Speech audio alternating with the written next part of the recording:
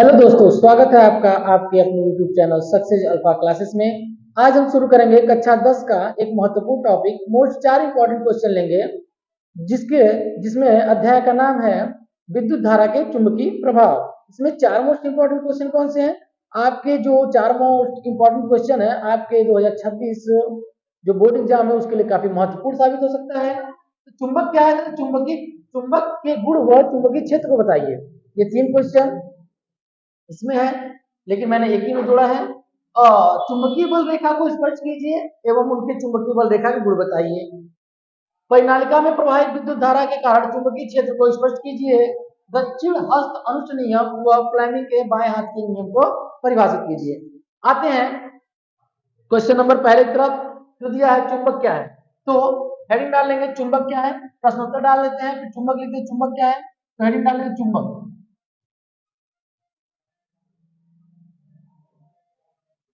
चुंबक चलिए ऐसे नहीं करते हैं, अंडरलाइन कर देते हैं इसको, अच्छा लगे ऐसे।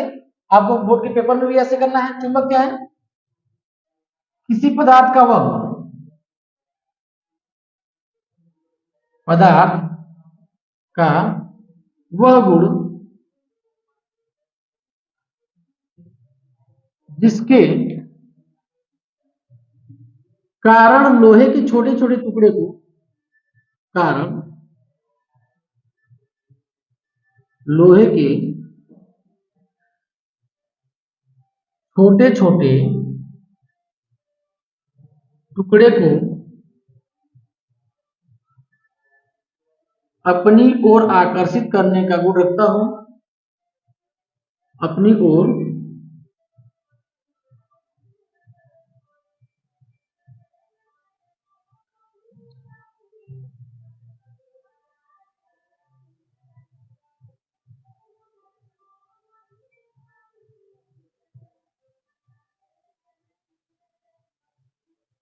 देखिए, किसी पदार्थ का वह गुण जिसके कारण लोहे के छोटे टुकड़े टुकड़े को अपने ओर आकर्षित करने का गुण रखता हो उसे क्या कहते हैं? चुंबक कहते हैं। अब ये छोटा सा परिभाषा। अब चुंबक के गुण आएंगे। चुंबक के गुण कितने होते हैं, क्या होते हैं? चुंबक के गुण लिख लेंगे।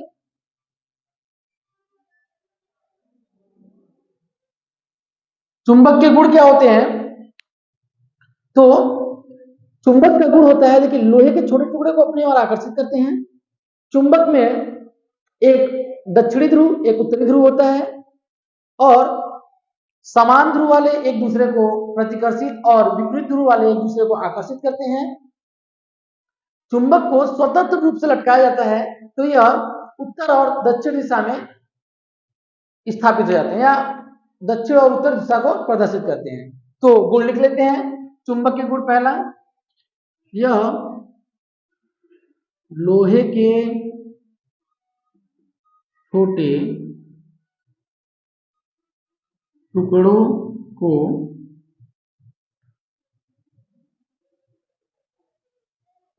अपनी ओर आकर्षित करते हैं। दूसरा, इनमें दो ध्रुव होता है। इनमें दो ध्रुव होता है। उत्तरी ध्रुव एवं दक्षिणी ध्रुव।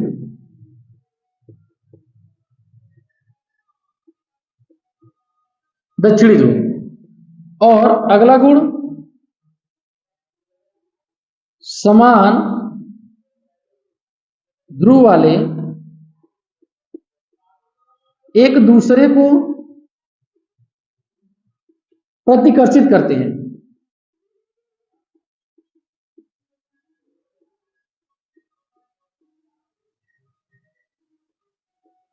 अगला, विपरीत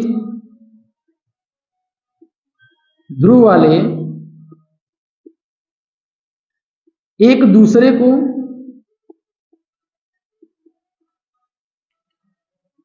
आकर्षित करते हैं।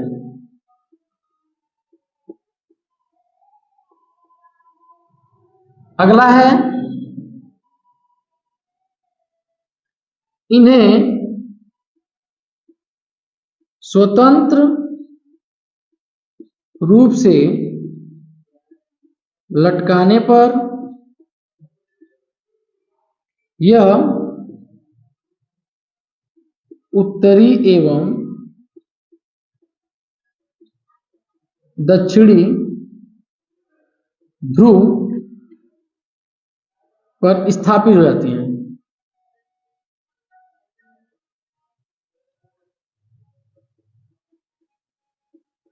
या उत्तरी व दक्षिणी ध्रुव को व्यक्त करती हैं।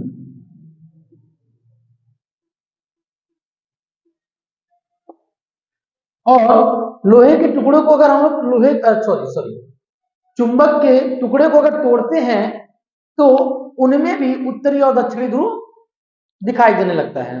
अब चुंबकीय क्षेत्र क्या होता है? चुंबकीय क्षेत्र लिखेंगे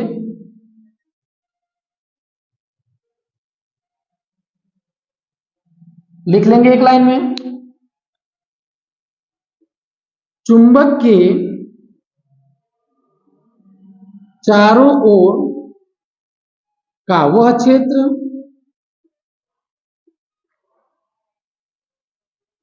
जहां तक चुंबक अपने बल का अनुभव कर सके,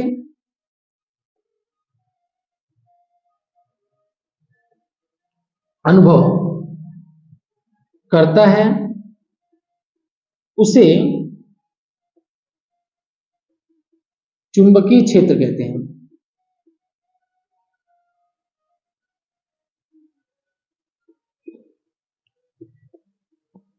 देखिए, जैसे कोई चुंबक ले लीजिए आप, उसके लोहे के टुकड़ों को अगल बगल कर दीजिए, जहां तक उसका चुंबकीय क्षेत्र रहेगा वो क्या करेगा, लोहे के टुकड़ों को अपनी ओर आकर्षित कर लेगा और एक ऐसा क्षेत्र आएगा जहां चुंबक उसके बल का अनुभव करेगा। यानी कि चुंबक बीच में रखा है, लोहे के छोटे टुकड़े ऐसे ऐसे हिलते रहेंगे, यानी कि चुंबकीय जो क्षेत्र है, यहाँ तक चुंबक अपने बल का अनुभव कर रहा है, न उसको आकर्षित कर पा रहा है और न उससे दूर जा पा रहा है, वहां तक बल का अनुभव कर रहा है। यानी चुंबक को अपनी ओर आकर्षित करने की क्षमता को रख रहा है, लेकिन आकर्षित नहीं कर पा रहा है। जहां तक उस चुंबक अपने बल का अनुभव करता है उसी को चुंबकीय क्षेत्र कहते हैं।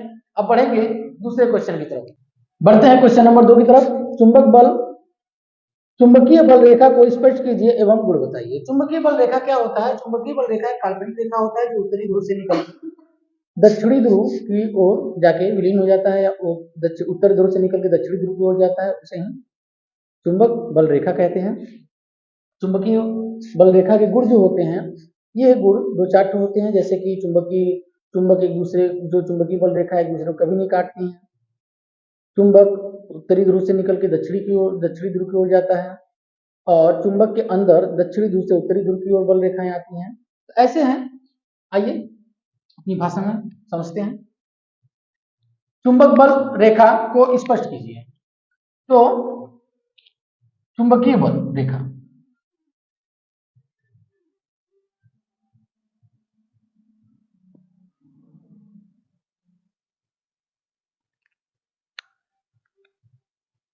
यह एक काल्पनिक रेखा है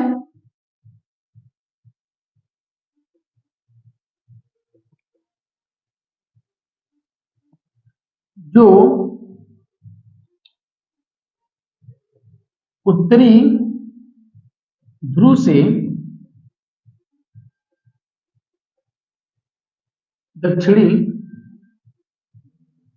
ध्रुव की ओर जाती हैं,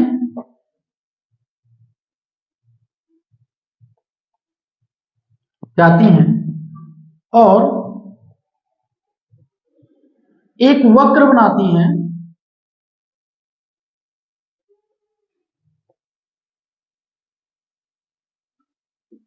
चुंबकीय बल रेखा कहलाती है।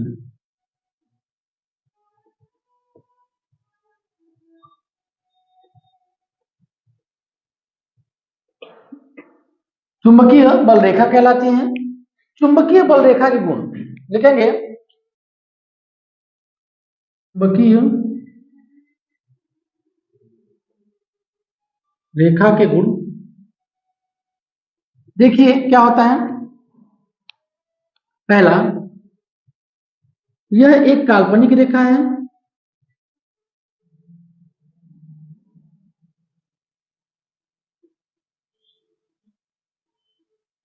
दूसरा,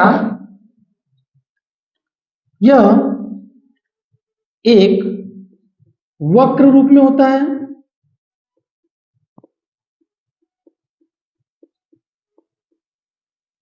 अगला, यह उत्तरी ध्रुव से निकलकर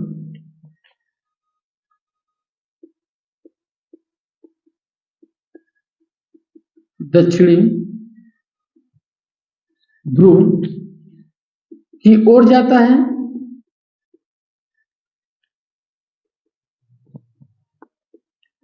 और चुंबक के भीतर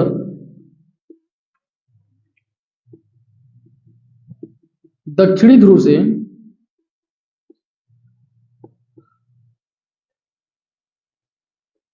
उत्तरी ध्रुव की ओर आता है।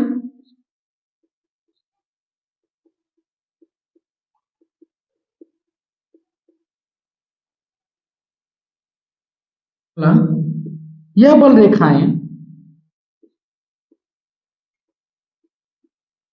एक दूसरे को कभी नहीं काटती। एक दूसरे को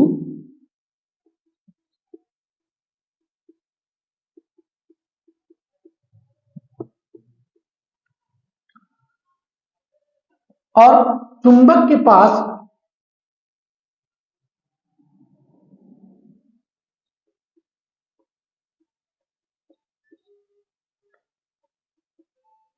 वाली बल रेखा अधिक प्रबल व दूर वाली बल रेखा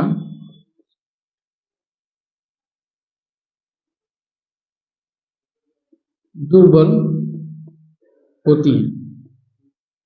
मतलब चुंबक के क्षेत्र, जो चुंबक है उससे जितनी दूर बल रेखाएं होती हैं उतनी उसकी प्रबलता घटती जाती है। जैसे यहां देखिए चुंबक है, ये नॉर्थ हो गया, ये साउथ हो गया, यहां से निकल के ऐसे जाती है और इसके अंदर से होती हुई ऐसे आती है, ये भी ऐसे निकल के जाती है, ऐसे होती हुई आती है और यहाँ ऐसे निकल के इधर को जाती है। जैसे कि इसका डायरेक्शन ये रहा आपका और इसका ऐसे।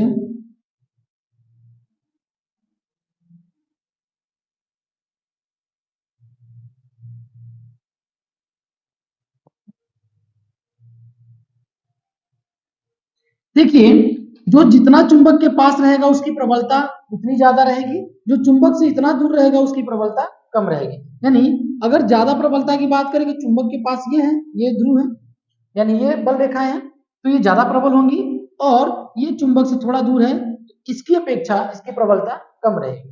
तो जितना चुंबक के पास रहता है उसकी बल रेखा उतनी अधिक और जितना चुंबक से दूर रहता है उसकी बल रेखा उतनी कम होती है।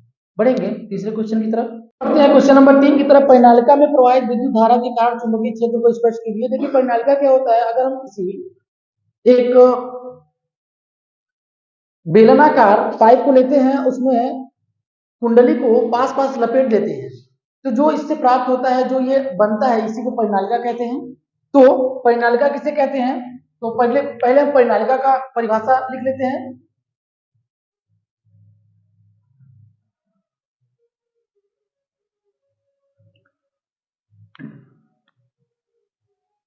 यदि हम अचुंबकीय पदार्थ को अचुंबकीय चुंबकीय बेलनाकार पदार्थ के पास पास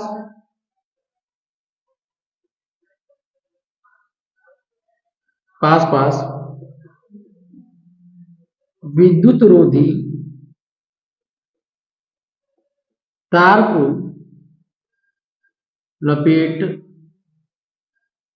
लपेटते हैं तो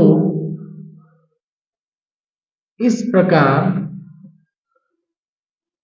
प्राप्त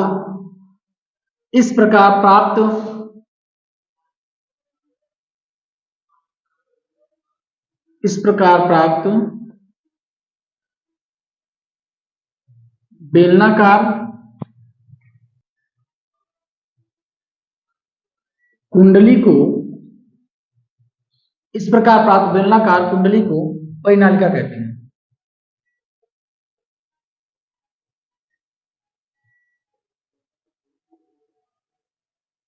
आइए इसका फिगर देख लेते हैं कैसे बनता है। देखिए, ये मान लीजिए आपका NS हो गया,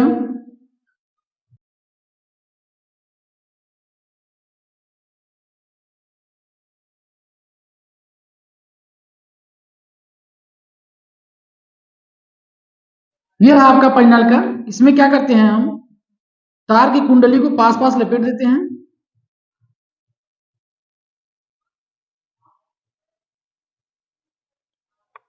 इसको फिगर के माध्यम से हम समझाने की कोशिश किए हैं। यहां कुंजी हो जाता है धारा नियंत्रक, और यहां क्या करते हैं, बैटरी को जोड़ देते हैं। जगह थोड़ा कम है इसलिए, और ये बैटरी हो गया आपका, ये कुंडली तार हो गया। इसमें धारा क्या होता है, एक तरफ प्रवाहित होता है। तो अगर आप देखेंगे चुंबकीय क्षेत्र को स्पष्ट करना है तो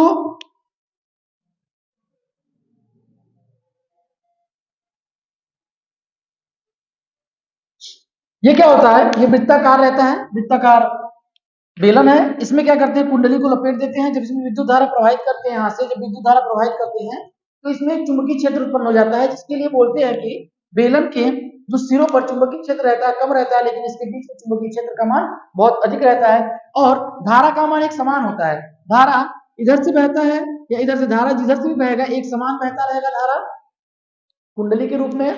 और ऐसे ही परिनालिका में प्रवाहित धारा के कारण चुंबकीय क्षेत्र को स्पष्ट किया जाता है। इसका अब आप आराम से पूरा परिभाषा एक रूप में लिख सकते हैं। ये उत्तरी ध्रुव और दक्षिणी ध्रुव दिखाया गया है, और इसमें जब विद्युत धारा प्रवाहित करते हैं तो इसमें चुंबकीय क्षेत्र उत्पन्न होता है, जो कि परिनालिका के अंदर चुंबकीय क्षेत्र के गुण को प्रदर्शित करता है।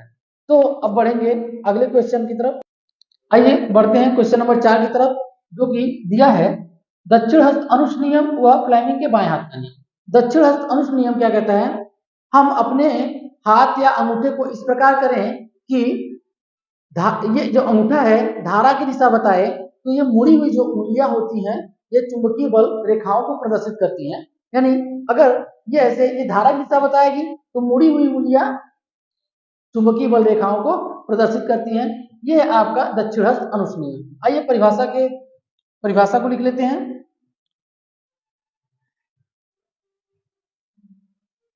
दक्षिण हस्त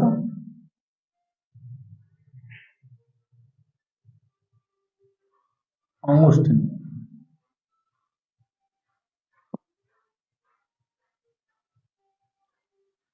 देखिए यदि हम अपने दाएं हाथ को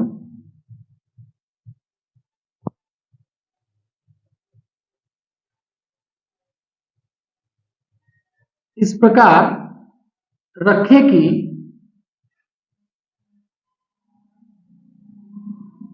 अंगूठा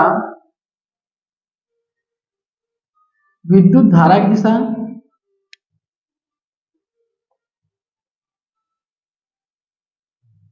दिशा बताए तो मुड़ी हुई अंगुलियां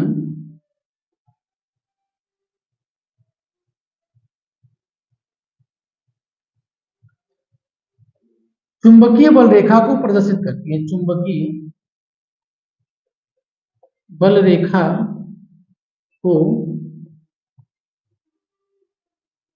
प्रदर्शित करती है।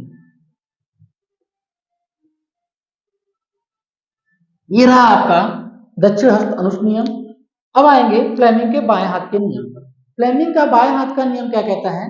फ्लेमिंग का बाएं हाथ का नियम कहता है अगर हम अपने बाएं हाथ के 3 अंगुलियों को इस प्रकार फैलाएं कि ये तीनों एक दूसरे के लंबवत हो, तो पहली उंगली चुंबकीय बल रेखा की दिशा, और मध्यमा उंगली जो है धारा की दिशा को बताए, तो अंगुष्ठ पर लगने वाले बल की दिशा को व्यक्त करते हैं। तो इसको परिभाषा के रूप में लिख लेते हैं, फ्लेमिंग के बाएं हाथ का नियम।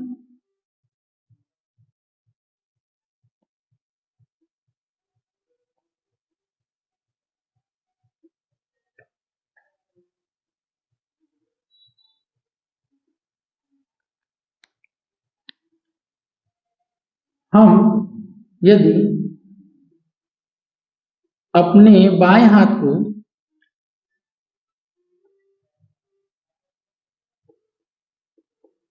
बाएं हाथ के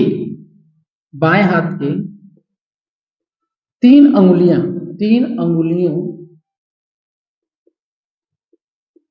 को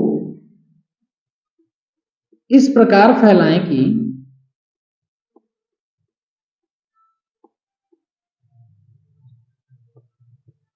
यह तीनों एक दूसरे के लंबवत हो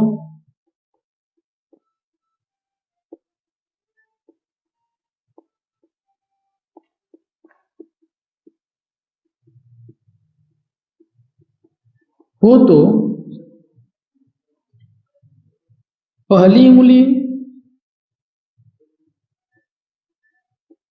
अंगुली चुंबकीय क्षेत्र की दिशा,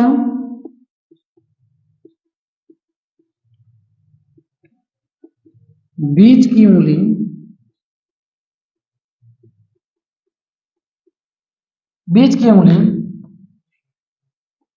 धारा की दिशा को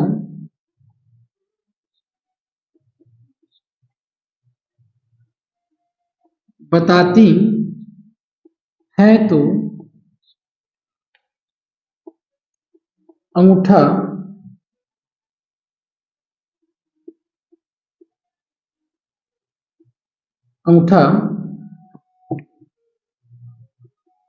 चालक पर लगने वाले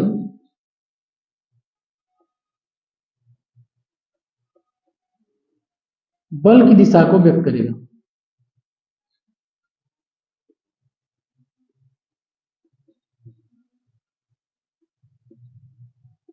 व्यक्त करता है। इसे कहते हैं फ्लेमिंग के बाएं हाथ का नियम। देखिए क्या कहता है, यदि हम अपने बाएं हाथ की 3 अंगुलियों को इस प्रकार फैलाएं कि ये तीनों एक दूसरे के लंबवत हो, तो पहली अंगुली चुंबकीय क्षेत्र की दिशा, बीच की अंगुली धारा की दिशा और बताती है, तो अंगूठा चालक पर लगने वाले बल की दिशा को व्यक्त करता है। ये आपका मोस्ट 4 इंपॉर्टेंट क्वेश्चन है जो कि हर साल पूछा जाता है। आप इसे तैयार करके अपने तैयारी को अच्छे से बना सकते हैं। धन्यवाद।